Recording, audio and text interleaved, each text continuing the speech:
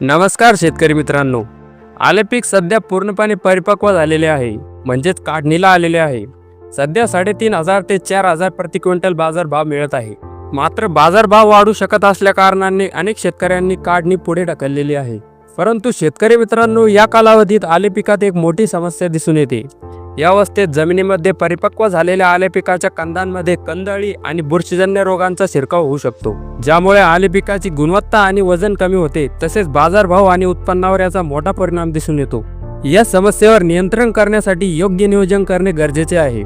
कंदअळी तसेच बुरशीजन्य रोगांपासून बेडमधील आले कंदांचे संरक्षण करण्यासाठी कीटकनाशक आणि एक उत्तम बुरशीनाशक ड्रिपद्वारे आपण सॉइल ड्रेंचिंग करू शकतो, जेणेकरून ही औषधी बेडमध्ये सर्वदूर पसरून आले कंदांचे संरक्षण होईल। कीटकनाशकामध्ये कंद पोखरणाऱ्या अळी नियंत्रणासाठी क्लोरीपायरीफॉस 75% WP हे कीटकनाशक तुम्ही घेऊ शकता।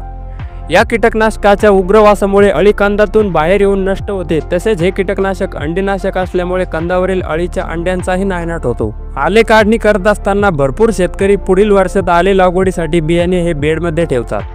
योग्य नियोजन न केल्यास बेडमधील बियाण्यांमध्ये पायथियम, फायटोप्थोरा, फ्युजारियम यांसारख्या घातक बुरशींचा शिरकाव होऊ शकतो। बुरशीजन्य बियाणे लागवडीसाठी वापरल्यास आले पिकाची उगवण शक्ती कमी प्रमाणात होते, तसेच कंदांचे डोळे खराब होतात आणि सर्वात जास्त नुकसानकारक रायझोम रॉट, सॉफ्ट रॉट म्हणजेच मुळकूज आणि कंदकूज तसेच फ्युजारियम विल्ट यांसारख्या बुरशीजन्य रोगांचा धोका या बुरशीजन्य बियाण्यामुळे होतो। याकरता आतापासूनच योग्य नियोजन महत्त्वाचे आहे। बेडमधील बियाण्याला अधूनमधून बुरशीनाशकांचे व्यवस्थापन ड्रिपद्वारे करणे गरजेचे आहे। त्यासाठी कीटकनाशकासोबत थायोफॅनेट मिथाइल हा घटक असलेले बुरशीनाशक एकत्र करून ड्रिपद्वारे सॉइल ड्रेंचिंग करावी, जेणेकरून बुरशीनाशक बेडमध्ये पसरून मातीतून पसरणाऱ्या घातक बुरशींवर नियंत्रण होईल।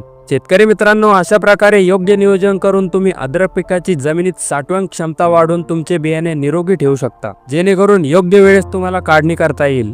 शेतकरी मित्रांनो, माहिती आवडली असेल तर व्हिडिओला लाईक करून हा व्हिडिओ तुमच्या इतर शेतकरी मित्रांना शेअर करा आणि अशाच शेतीविषयक उपयुक्त नवनवीन शेतीविषयक माहितीसाठी फार्म फॅक्ट्स मराठी यूट्यूब चॅनलला सबस्क्राईब करायला विसरू नका। भेटूया नवीन शेतीविषयक माहितीसह पुढच्या व्हिडिओमध्ये। धन्यवाद।